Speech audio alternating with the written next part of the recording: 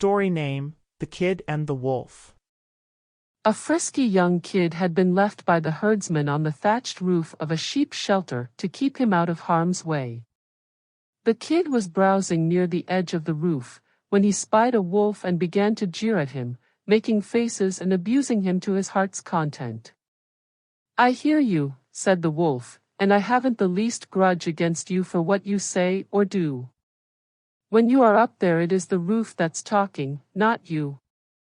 Moral of the story: do not say anything at any time that you would not say at all times.